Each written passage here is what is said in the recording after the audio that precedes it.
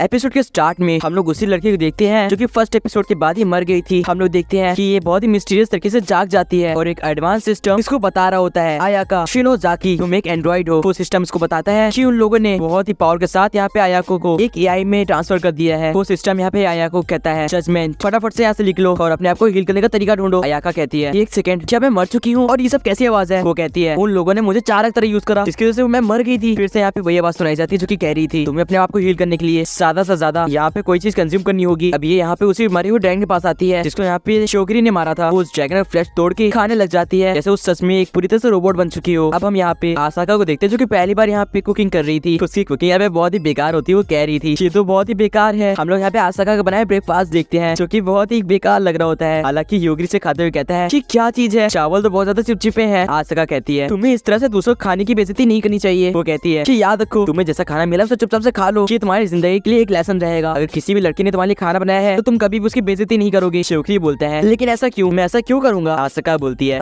मेरे से और मत पूछो, बस इसे चुपचाप से खाओ और कहो कि ये अच्छा बना है। अभी योगरी यहाँ पे चावल खाते हुए कहता है ये तो काफी डिलीशियस है। आसाका कह रही थी इसके कहने से भी कोई मतलब नहीं क्योंकि ये मुझे खुद बहुत बेकार लग रहा है, क्या ही कर सकते हैं। वो यहाँ पे वो प्रोग्राम देखती है जो कि उन लोगों को रिसर्चेस नहीं दिया था। इसमें लिखा था कि योगरी को तुम्हें पढ़ाने की जिम्मेदारी है। वो उसका जमीन में पटकते हुए कहती है क्या वो लोग पागल हो गए हैं, मैं इसको अभी कैसे पढ़ाऊं? वो कहती है शायद से एलिमेंट्री स्कूल की चीजें तो सीखी जाएगा। किस्मत से यहाँ पे आसाका योगरी को पढ़ा रही थी और योगरी पढ़ भी रहा था। तभी यहाँ पे आसाका कुछ आवाजें आती हैं जैसे उनके यहाँ पे हाउस के अंदर कोई आया हो। आसाका देखती है कि कोई यहाँ पे ग्रोसरीज लेके आया था। ये एक्चुअली में एक रोबोट होता है जो कि आकाशा को देख के कहता है कि वो खाने पीने का सामान लाई है। अब आसाका सोच रही होती है कि ये बेचारा योगरी यहाँ पे अकेला रहता था इन रोबोट के साथ। फिलहाल वो यहाँ पे उस रोबोट से पूछती है कि क्या तुम मेरी मंगाई चीज भी ले आओगी, जिसपे वो रोबोट हाँ कहती है। जिसके बाद यहाँ पे आसाका कहती है तो फिर ठीक है, एक राइस कुकर, कुछ वीडियो गेम्स, एक एलिमेंट्री क्लास की बुक्स और एक डॉग। जिसपे ये रोबोट कहती है ठीक है मैं इनको ले आऊंगी। फिलहाल अब आसाका कहती है शायद हमें बाहर चलना चाहिए थोड़ा घूमने के लिए। जो लोग बाहर यहाँ पे राइस फील्ड में आते हैं जो की काफी सुंदर था। योगरी कहता है पानी में तो कुछ छोटे छोटे जानवर हैं जो कि तैर रहे हैं। आसाका कहती है अगर वो ज्यादा होंगे तो शायद से ये उनका फार्म होगा। फिलहाल आसाका को यहाँ पे रिसर्चर से बुला लेते हैं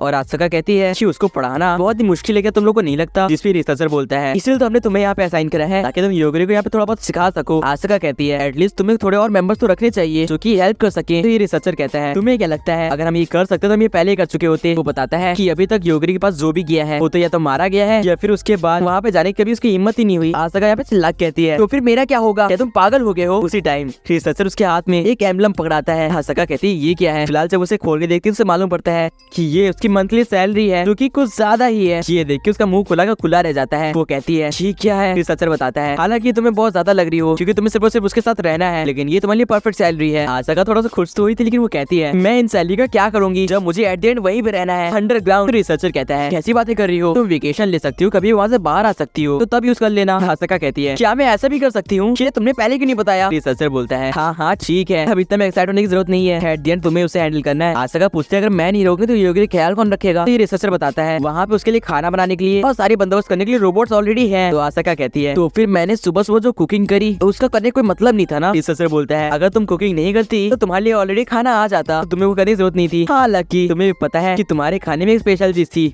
जो कि प्यार था। आसाका कहती है तुम्हें सच में लगता है कि ये बात मेरे को कन्विंस करने के लिए काफी होगी? फिलहाल तो फटाफट से यहाँ पे अपने वेकेशन पेपर्स निकालती है और कहती है मैं जा रही हूँ वेकेशन पे। इसके बाद हम नेक्स्ट सीन में यहाँ पे आकाशा को सोते हुए देखते हैं। वो उठती है और देखती कि वो एक छोटे से रूम में है। वो याद करती है कि लास्ट डे वो वेकेशन पे आके घूमने निकली थी, उसने यहाँ पे जम के खाना खाया था, वो भी बहुत महंगा वाला। उसके बाद वो यहाँ पे शॉपिंग करने के लिए आई और ज्वेलरीज खरीदी। उसके बाद उसने अपने सपनों का बैग पैक खरीदा जो कि काफी महंगा था और एट द एंड एक लग्जरी बेड पे वाइन पीते हुए अपनी रात एंड करी। वो कहती है ये सब तो मुझे याद है लेकिन मैं यहाँ पे कब आई? अभी वहाँ पे लगे स्पीकर से आवाज आती है आसाका तुम्हें फिक्र करने की जरूरत नहीं है, यहाँ पे तुम्हें थोड़े बहुत रिसर्च करने के लाया गया है। वो कहता है हम तुम्हें बिल्कुल भी हार्म नहीं पहुँचाएंगे, बस थोड़े बहुत सवाल जवाब और तुम जा सकती हो। योगरी यहाँ पे उस रोबोट से पूछता है कि आसाका कहाँ पे गई है? ये रोबोट बताती है आसाका वेकेशन पे गई है। योगरी कहता है ऐसा है क्या, मैं समझ गया। अब हम लोग देखते हैं कि उस रोबोट ने आसाका के बताए मुताबिक यहाँ पे डॉग भी ले आया था जिसके साथ अब यहाँ पे योगरी टाइम स्पेंड कर रहा था। ये दोनों यहाँ पे आसाका को मिस कर रहे थे। योगरी फिर से यहाँ पे रोबोट से पूछता है कि आसाका कब आएगी? इस पे रोबोट बोलती है कभी भी नहीं। तो योगरी बोलता है अच्छा क्या तुम मुझे बता सकती हो कि मैं यहाँ से बाहर कैसे जाऊँ या फिर क्या तुम मुझे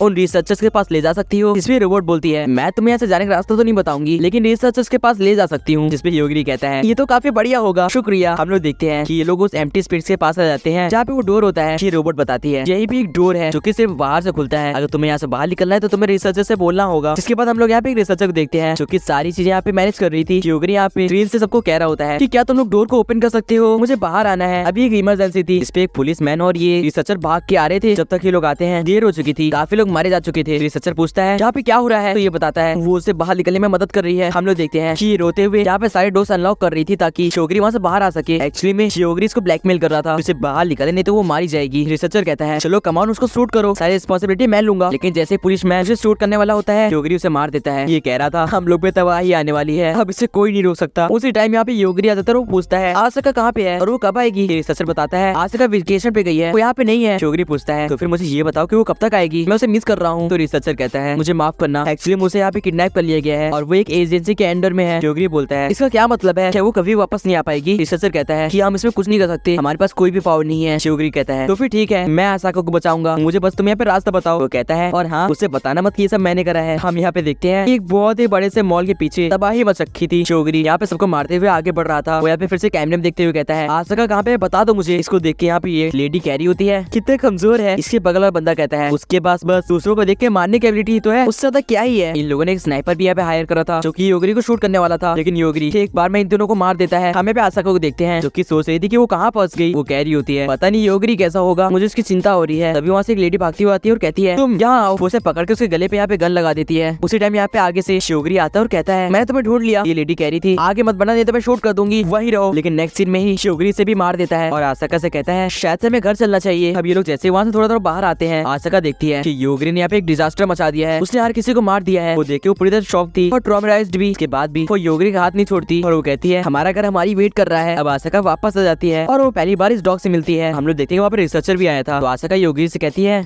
तुम डॉग के साथ खेलो। अभी ये दोनों यहाँ पे बाहर आके बात कर रहे थे। रिसर्चर कह रहा था तुमने तो देख ही लिया होगा कि योगरी कितनी तबाही मचा सकता है। आसिका कहती है वो सब तो ठीक है लेकिन क्या इसके लिए इसको पनिशमेंट नहीं मिलेगी और मेरी वेकेशन का क्या हुआ। तो रिसर्चर कहता है अगर उसको सजा देने गए तो हमारी ही मौत हो जाएगी और वैसे तुम अब जिंदगी भर के लिए यहीं पे रहोगी। ये सुन के आसिका कहती है अरे तुम पागल वागल हो गए हो क्या, मेरी भी कोई लाइफ है यार। रिसर्चर कहता है फिक्र मत करो, तुम्हारे साथ आजकल अब बॉडीगार्ड्स घूमेंगे तो तुम्हें कोई दिक्कत नहीं होगी। आसिका कहती है मैं अभी तो इसके साथ रह सकती हूँ लेकिन आखिर कब तक। वो कहती है लेकिन मुझे खुशी होगी शियोगरी को बाकी चीजें सिखाने में जो कि आज तक उसने नहीं सीखी। शियोगरी यहाँ पे आसिका को बुलाते हुए कहता है मुझे गेम खेलना है। आसिका वहाँ से आते हुए कहती है हाँ क्यों नहीं, चलो शुरू करते हैं। लाल वो बोलती है एक सेकंड मैं कुछ भूल रही हूँ और वो चिल्लाते हुए कहती है अरे मेरा कीमती बैग और मेरी बची हुई सैलरी मैं वहीं छोड़ आई। इसका ये फनी रिएक्शन देख के ये दोनों यहाँ पे हंस रहे होते हैं। अब हम प्रेजेंट में आते हैं जहाँ पे तोमोचिका शियोगरी को देख रही होती है, वो भी बहुत गौर से। तभी मोको आती है और कहती है क्या सोच रही हो कि क्या तुम इस लड़के के साथ अपनी जिंदगी बिता सकती हो। तोमोचिका कहती है एक सेकंड क्या तुम मेरा माइंड पढ़ सकती हो और फिलहाल मैं ऐसा कुछ नहीं सोच रही थी। मोको कहती है वैसे मैं भी चाहूंगी कि इसकी क्यूट सी स्माइल हमारे ब्लड लाइन में आए। अब ये सुन के तोमोचिका बहुत शर्मा जाती है और कहती है एक सेकंड तुम कहना चाहती हो। मोको कहती है ठीक है ऐसे छोड़ के कोई और भी लड़का है जिसको तुम पसंद करती हो। तोमोचिका कहती है ऐसी बात नहीं है लेकिन यहाँ पे योगरी की चॉइस भी तो मैटर करती है। फिलहाल इनकी बातें हो ही रही थी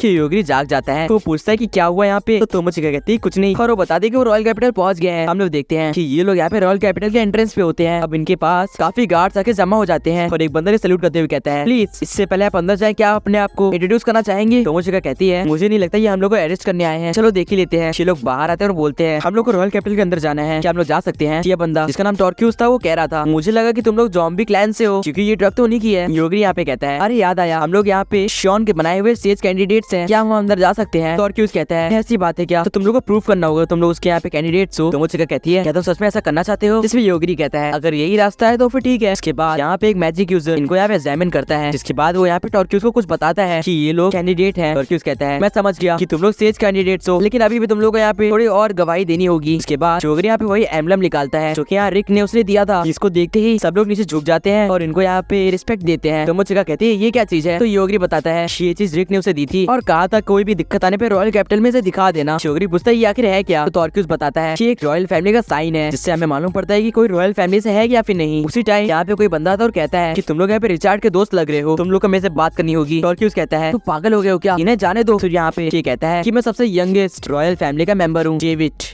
वो इनसे कहता है कि अगर तुम लोग यहाँ पे रिचार्ड से मिले हो और तुम्हारे पास ये है उसका मतलब है तुम में से कोई एक डिवाइन किंग है। तो योगरी कहता है डिवाइन किंग वो तो रिक है मैं नहीं। डेविड कहता है रिचार्ड के स्वॉर्ड मास्टर बन गया, लेकिन कब? योगरी कहता है वो स्वॉर्ड मास्टर नहीं, डिवाइन किंग है। फिलहाल मेरे पास कोई स्वॉर्ड नहीं। रिचार्ड कहता है लेकिन अगर तुम्हारे पास ये एम्बलम है तो मतलब तुम डिवाइन किंग हो, मुझसे फाइट करो तभी मैं तुम्हें अंदर जाने दूंगा। योगरी यहाँ पे तोमोचिका साइड देख रहा था और तोमोचिका कहती है क्या मुझे करना होगा, लेकिन क्यों? योगरी कहता है फिक्र मत करो, कुछ भी गड़बड़ होगी तो मैं संभाल लूंगा। एक साइड डेविड और एक साइड तोमोचिका यहाँ पे स्वॉर्ड फाइट के लिए तैयार होते हैं। यहाँ पे तोमोचिका के पास एक यहाँ पे नाइफ होती है और डेविड के पास पूरी पूरी स्वॉर्ड होती है, जो की काफी महंगी भी लग रही थी। मुको मुको कहती है फिक्र मत करो। दाओ नोरा फैमिली काफी ज्यादा यूनिक वे में यहाँ पे फाइट करती है। वो यहाँ पे दिखाती है कि तोमोचिका यहाँ पे कितने यूनिक स्टेप से यहाँ पे अटैक करने वाली है। तोमोचिका जो नाइफ होती है उसे आगे थ्रो करते हुए एक बार में ही एक बहुत ही इंस्टेंट स्पीड के साथ डेविड पे अटैक करने पड़ती है। उसके ठीक पीछे आके उसके मेन पॉइंट पे बहुत तेज मारती है। ये देख के योगरी काफी शौक में था और मुको मुको कह रही थी मुझे लगा ही था। तोमोचिका कहती है इतना काफी है या फिर तुम्हें मरना ही है? फिलहाल यहाँ पे टॉर्क्यूज कहता है मैच एंड हो गया, विनर तोमोचिका है। मुको मुको कह रही थी इसने तो मेरे फैमिली का नाम रोशन कर दिया, मुझे गर्व है। योगरी कह रहा होता है इसको देख के मुझे इसके लिए बुरा लग रहा है, काफी दर्द में है बेचारा। तोमोचिका बताती है कि उसने इतनी तेज भी नहीं मारा था, हल्का से ही मारा था बस। फिलहाल योगरी यहाँ पे वॉल में कुछ सेंस करता है तो डेविड बताता है कि उसमें यहाँ पे बहुत ही पावरफुल मैजिक लगा है। योगरी कहता है अच्छा मतलब ये काम भी उसने करा है, मैं समझ गया, वो ग्रेट सेज। फिलहाल तोमोचिका यहाँ पे जैसे ही डेविड के पास आती है, डेविड कहता है कि चलो मैं तुम लोग को यहाँ पे ले चलता हूँ। अब यहाँ पे वो इन दोनों को गाइड करते हुए ले जा रहा था और बता रहा था कि यहाँ पे कितने लोग रहते हैं। तोमोचिका कह रही होती है हाँ हम समझ गए, क्या तुम बोलना बंद कर सकते हो, मुझे बहुत ही बेकार लग रहा है तुम्हारी बातें। फिलहाल वो पूछती है यहाँ पे इतने यहाँ पे सोल्जर्स क्यों हैं? तो डेविड बताता है वो सब एक्सप्लोरर है और उनका यही काम है, वो यहाँ पे अंडरवर्ल्ड के गॉड को मारना चाहते हैं। तोमोचिका पूछती है क्या यहाँ पे कोई और भी डार्क लॉर्ड है? ये हमें पहले कैसे नहीं पता था? डेविड बोलता है तुम डिवाइन किंग हो, ये बात तो तुम्हें पता होनी चाहिए। फिलहाल योगरी यहाँ पे डेविड से कहता है तुम जा सकते हो, अब हम अकेले चल जाएंगे। डेविड के जाने के बाद यहाँ पे तोमोचिका बोलती है तुमने से यहाँ पे जाने क्यों दिया, ये तो काफी एरोगेंट सी चीज करी तुमने। योगरी बोलता है क्या तुम भूल गई हो हमारे लिए आगे काफी ज्यादा प्रॉब्लम्स वेट कर रही हैं। तोमोचिका कहती है हाँ याद आया, आखिर हम उन्हें क्या बहाना देंगे कि हम लोग बस में जिंदा कैसे बच गए। योगरी कहता है उससे भी बड़ी बात क्या तुम अपने क्लासमेट्स को यहाँ पे माफ कर पाओगी? हम लोग देखते हैं ये लोग अब रॉयल किंगडम में आ जाते हैं जहाँ पे सारे क्लासमेट्स थे इनके। ये लोग कह रहे होते हैं देख के लग रहा है कि कोई स्कूल सेरेमनी होने वाली है। फिलहाल वहाँ पे किंग आता और कहता है सारे कैंडिडेट्स